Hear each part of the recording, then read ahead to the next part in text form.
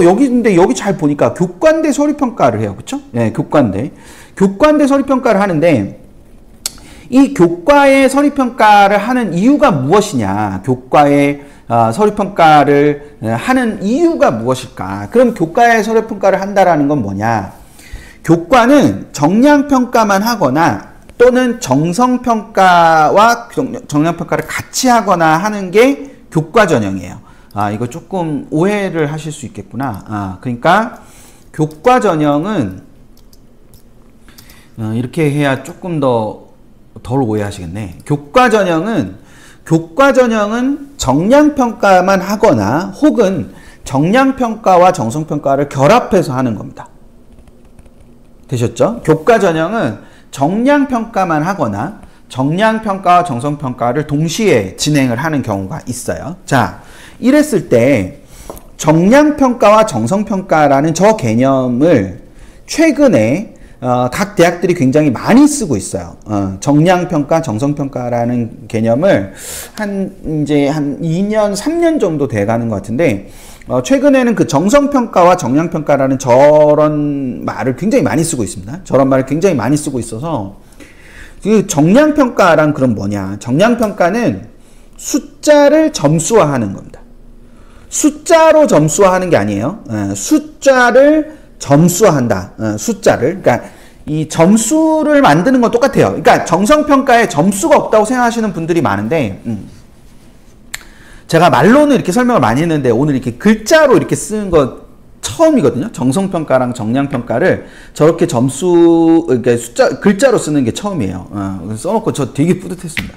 그러니까 숫자를 점수화하는 거. 그러니까 점수화하는 건 똑같아요. 정성평가든 정량평가든 점수화하는 건 똑같습니다. 흔히 정성평가는 점수가 없다고 착각을 하시거나 잘못 생각하시는 경우가 많아요. 근데 평가니까 당연히 점수가 있어야 돼요. 점수가 있어야 되는데 그 점수를 매기는 대상이 정량평가라는 건 숫자를 대상으로 해서 숫자를 점수화시키는 거고요. 정성평가라는 건 서술을 점수화시키는 겁니다. 되셨죠? 그러니까 정량평가는 숫자를 점수화하는 거라면 이 정성평가라는 건 서술을 점수화하는 거예요. 그런 차이가 있는 거예요. 그러니까 아무래도 숫자를 점수화하게 되면 차곡차곡 숫자에 따라서 이렇게 되겠죠. 하지만 정성평가라는 건 서술을 점수하는 거니까 두루뭉술하게 점수가 형성이 되는 거예요. 두루뭉술하게 점수가 형성되고 그 두루뭉술하게 형성된 점수를 배치를 하면 촘촘해지는 겁니다. 나중에 뒤에 가서. 되셨나요?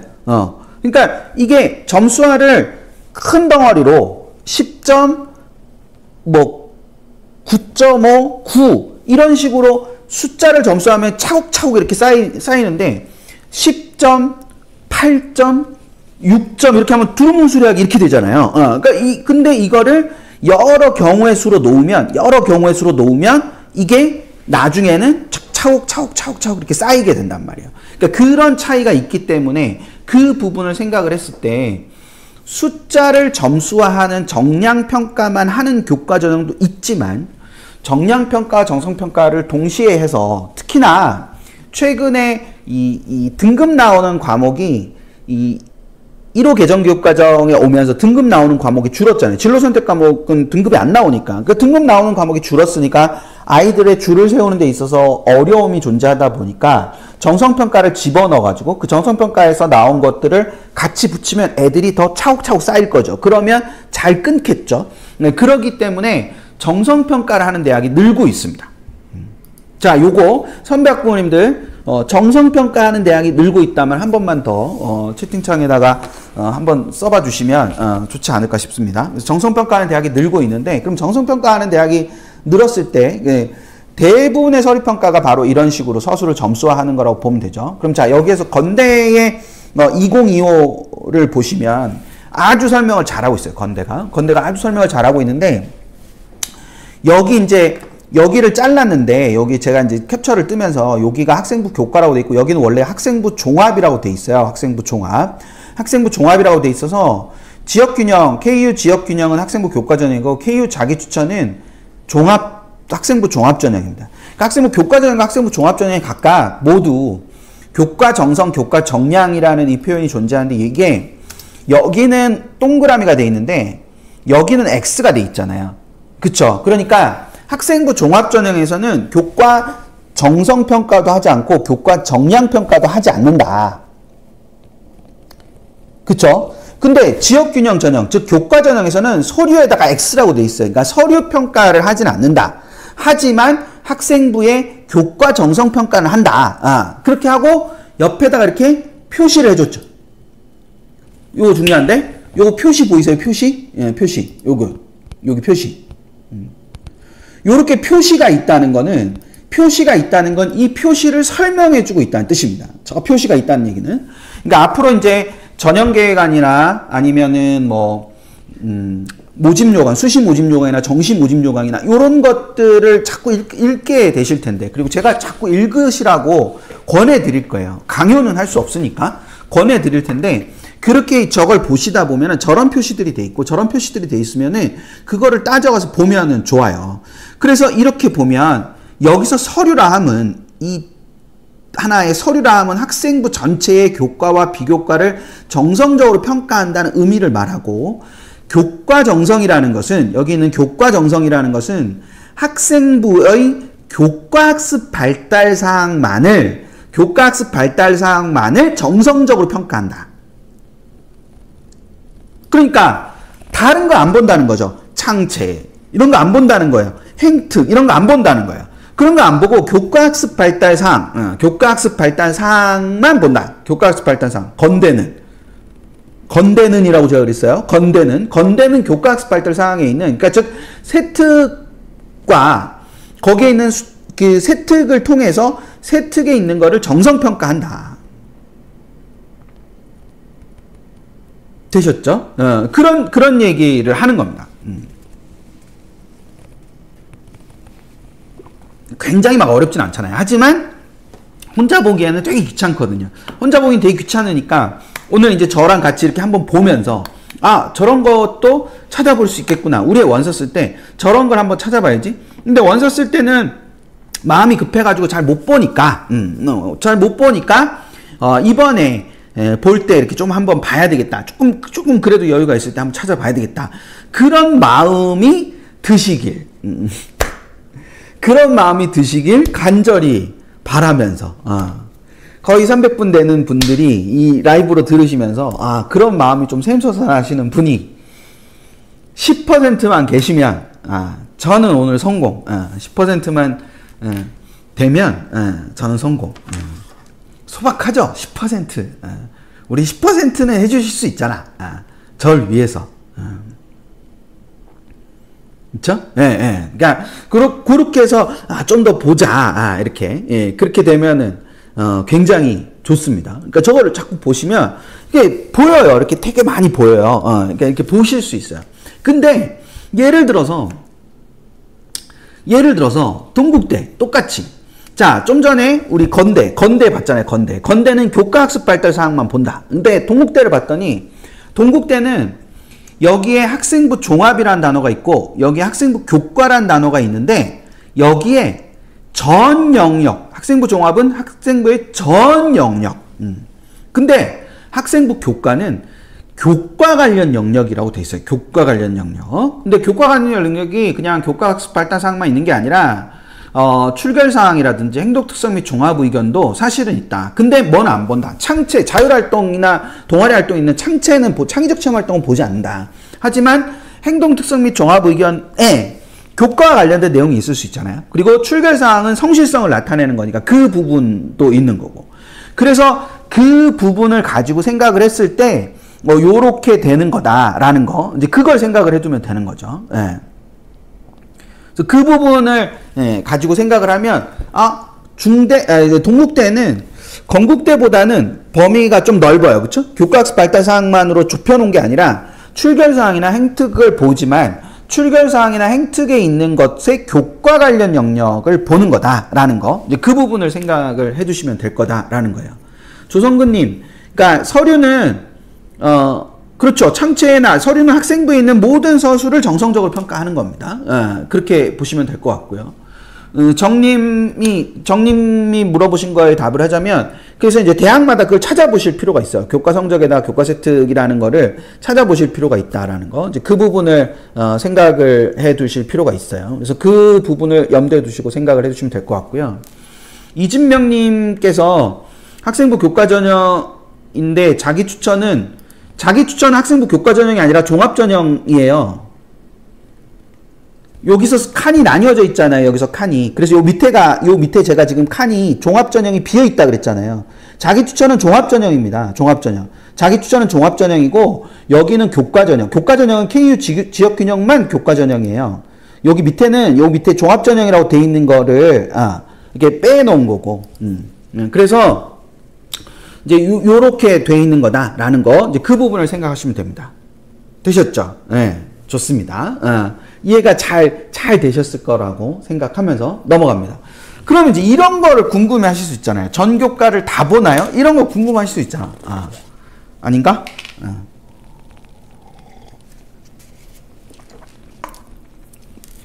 어때요? 이거 궁금하셨던 분들 전교과 다 보나요? 예, 그쵸? 조성구님 용기 있게 오라고 해주셨어요. 예, 그러니까 이게 전교과를 다 보나요? 지금 우리 무슨 전형 하고 있죠? 우리 지금 무슨 전형 하고 있어요? 우리 지금 학생부 교과 전형 하고 있어요. 그쵸? 예, 우리 학생부 교과 위주 전형 하고 있잖아요. 학생부 교과 위주 전형 하고 있습니다. 그러니까 종합 전형에서 이런 걸 물어보시면 안 돼요. 종합 전형에서 전교과를 다 보나요? 이렇게 물어보시면 안 됩니다. 종합 전형은 제공된 학생부의 모든 것을 봅니다. 되셨죠? 예, 그러니까 종합 전형은 저런 질문이 성립하지 않아요. 전교과를 다 보나요? 저런 질문이 성립하지 않습니다. 종합 전형은 그러니까 제공된 학생부의 모든 걸 다 봅니다. 저 질문은 오로지 교과 전형에서만 쓸 수 있어요.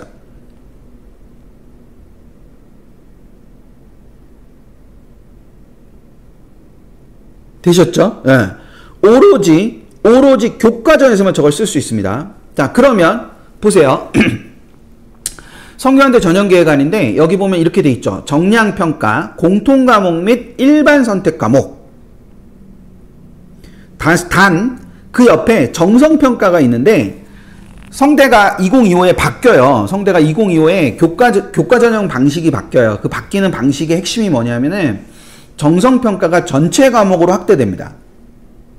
그러니까 2024까지는 저 정성평가가 진로 선택 과목만 해당됐거든요. 되셨죠? 예. 진로 선택 과목만 해당됐는데 여기 전체 과목이라고 적혀 있는 게 진로 선택 과목으로 한정돼 있었는데 2025학년도부터는 전체 과목으로 바뀝니다. 물론 수시 모집 요강이 나올 때 확정이 다시 되겠지만 지금까지의 전형 계획안만 보면은 전체 과목으로 확대가 돼요. 되셨죠? 그러면 여기에서 공통과목과 일반 선택 과목에 뭘 보느냐? 공통과목과 일반 선택 과목의 전 과목, 원점수, 평균, 표준 편차 등급이 기재된 모든 과목을 다 본다. 성대는 그렇게 본다는 거예요. 성대는 이 정량평가를 할 때 원점수, 평균, 표준 편차 등급이 기재된 모든 교과를 반영한다. 당연히 진로 선택 과목은 반영이 안 되겠죠. 왜? 등급이 없잖아. 그쵸? 그래서 원점수, 평균, 표준 편차 등급이 기록된 모든 교과를 모두 반영한다. 단 정성평가를 할 때는 전체 과목을 다 볼 거다. 학생이 이수한 모든 과목을 다 볼 거다. 그런 거예요. 그런데 예를 들어 자, 이게 동국대 건데 동국대는 반영교과에 보니까 인문계열과 영화영상학과는 국수, 사, 영, 한국사, 그 다음에 자연계열은 국수, 과, 영, 한국사, 이렇게 교과가 반영교과가 뭐가 되느냐가 정해져 있죠. 그러니까 여기는 등급이 나오는 은미체는 안 들어간다는 거예요. 그쵸? 예, 등급이 나오는 은미체가 안 들어간다는 겁니다. 하지만 등급이 나오는 은미체가 안 들어간다는 얘기고, 하지만 성대는 등급이나 원점수나 평균이나 편차가 있으면 다 들어간다는 거고, 동국대는 그렇지 않다는 거예요. 심지어 동국대는 상위 10과목만 반영을 합니다. 그러니까 결론은 대학에 따라 달라요라는 말씀을 드리는 건데, 대학에 따라 달라요라는 말씀을 드리는 건데, 뭐가 다른지 어딜 봐야 다른 걸 아는지를 모르실 수도 있으니 이렇게 보여드리는 거예요. 그러니까 결국 결론은 내가 원하는 대학 있으면 다 봐야 돼요, 이런 거예요. 그러니까 저한테 질문을 하시거나 또는 이투스 밴드에 질문을 하시면 굉장히 많은 분들이 찾아보셔야 됩니다 라는 답을 많이 하고, 그래서 다음번에 또 질문을 하지 않게 될 수도 있잖아요. 그쵸? 그런 우려도 있어요. 그러니까 질문을 했는데 제가 거기다 대고 대학마다 다르니 대학에서 찾아보셔야 합니다. 근데 다른 커뮤니티는 안 그럴 거 아니에요. 답을 줄 거 아니에요. 어떻다 이렇게 답을 줄 거 아니에요. 근데 그 어떻다 답을 줄 만큼 저는 용기가 없어요. 그래서 저는 뭐 어떻게 다냐면 이런 경우가 있고 이런 경우가 있으니 다를 수 있으니 찾아보시는 것이 좋습니다. 이렇게 한단 말이죠. 그러면 제가 질문자라면 제가 이제 다른 곳에 가가지고 뭘 질문을 하다 보니까, 예를 들어서 뭐 제가 전화기를 새로 사야 되는데 이 전화기를 새로 사려면 이런 부분은 잘 되나요? 라고 하는데 그러려면 매장에 가서 보시고 판단하시는 게 좋아요. 그러면 저라도 뭐야 이러겠죠. 그러니까 그 애들 입시는 더 그렇지 않겠습니까? 더 낯설고 어렵고 힘들고 그런데 그런 것들을 생각을 하면 그래서 질문을 덜 하시게 되지 않을까라는 우려도 있지만, 그럼에도 불구하고 그렇게밖에 할 수 없는 게 이렇게 다 다르기 때문에 그렇단 말이에요. 근데 이거를 찾아보려고 해도 겁이 나고 하고 찾아보기가 어려우니까 제가 그래서 일부러 이렇게 게을러서 치기 귀찮아가지고 이렇게 캡처본을 두는 게 아니고, 자꾸 이렇게 캡처본을 봐버릇 하셔야 내가 실제로 볼 때도 낯설지 않고 거부감 없이 보실 수 있기 때문에 자꾸 이렇게 보여드리는 뭐 깊은 뜻까지는 모르겠지만 하여튼 있단 말이에요. 네, 그래서 이제 자꾸 보시는 게 필요하다는 겁니다.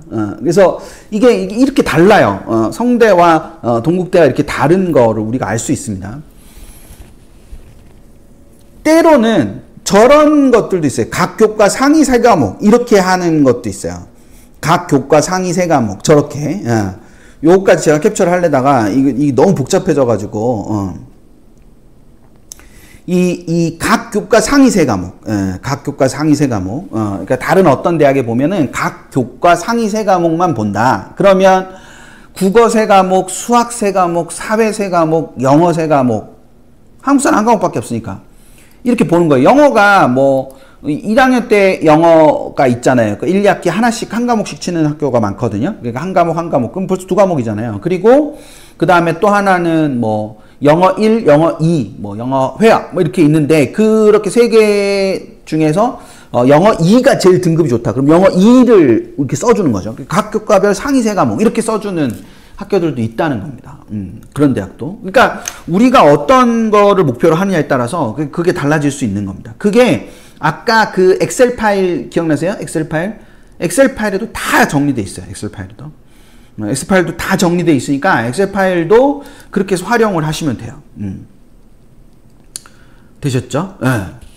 네, 그렇게 좀 다르다. 그러니까 이게 전 교과를 다 보나요? 전 교과를 다 보나요? 1번. 전 교과를 다 보나요? 1번. 이거는 어느 전형에서만 쓸 수 있다? 1번은 어느 전형에서만 쓸 수 있다? 전 교과를 다 보나요? 이 질문은 어느 전형에서만 쓸 수 있다? 교과 전형에서만 쓸 수 있다. 그 다음 두 번째, 그러면 반영 교과는 어떻게 다르냐? 반영 학교마다 다르다. 그래서 학교에 가면 이 요강 안에 반영 교과라고 돼 있는 게 있다. 반영 교과라고 돼 있는 것이 있는데, 이 반영 교과라고 돼 있는 것을 봐야 된다. 근데 교과와 과목은 세 번째, 교과와 과목은 다르다. 제 컴플렉스 발음이라고 했죠. 교과와 과목은 다르다.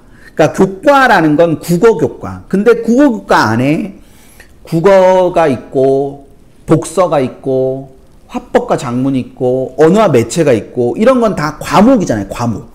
그 과목. 그러니까 동국대는 이 5개 교과 중에서 높은 10개, 그러니까 몇 개의 어느 교과인지 상관없고 그 5개의 교과, 국어, 수학, 사회, 영어, 한국사 또는 국어, 수학, 과학, 영어, 한국사 중에서 그 교과들 중에서 상위 10과목만 반영을 한다. 그러니까 애들이 다 좋아지겠죠. 그쵸? 예. 그래서 오늘 교과와 과목이 다르다. 교과 전형에서 교과와 과목이 다르다는 것만도 알고 가셔도 굉장히 많이 알고 가시는 거예요. 교과와 과목이 다르다라는 것만 알고 가셔도. 그래서 각 교과 상위 3과목이라는 얘기는 국어에서 상위 3과목, 수학에서 상위 3과목, 이렇게. 그러니까 그게 유리한 것만 쓸 수 있다는 거죠. 예. 그러니까 그런 차이가 있다라는 걸 생각을 해두시면 됩니다.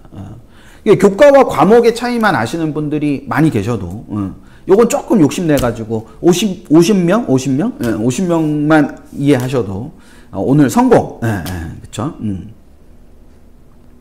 그럼요. 한 과목이 될 수 있죠. 그러니까 학기별로 구분해주는 대학이 대부분이에요. 그러니까 2단위 생물원이라는 거는 생명과학 원을 2단위로 했다는 얘기는 1학기 2단위, 2학기 2단위일 거거든요.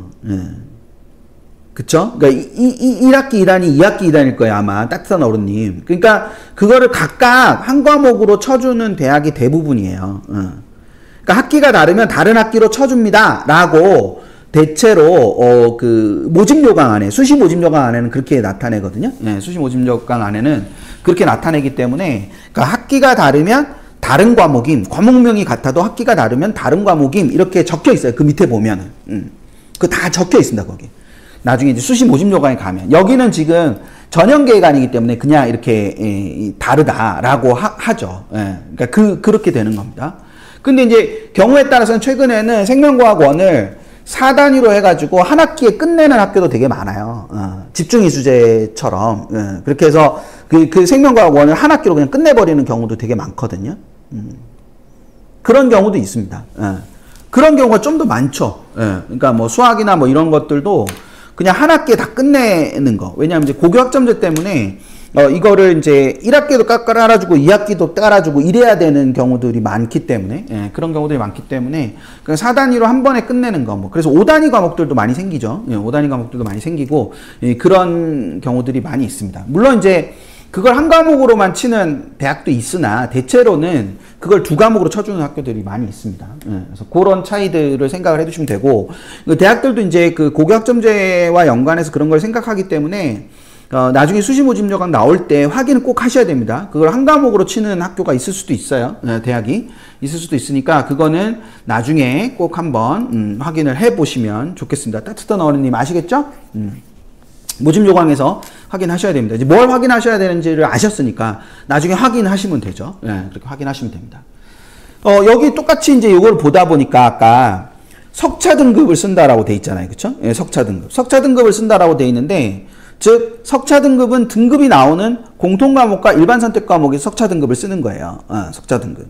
그럼 석차 등급 말고 뭐가 있냐? 석차 등급 말고 어떤 걸 쓸 수 있냐? 그것도 아까 그 엑셀 파일에 있습니다. 석차 등급 말고 쓰는 게 있는데 거의 모든 대학이 석차 등급을 쓴다고 생각하시면 돼요. 근데 석차 백분위, 즉 Z점수를 쓰는 대학이 2개가 있죠. 연대 미래하고 연세대. 근데 연세대 신촌은 50%만 Z점수를 쓰고 석차 백분위를 쓰고 나머지 50%는 등급을 쓰기 때문에 그렇게 2개가 다른 거예요. 2개가 다른 거.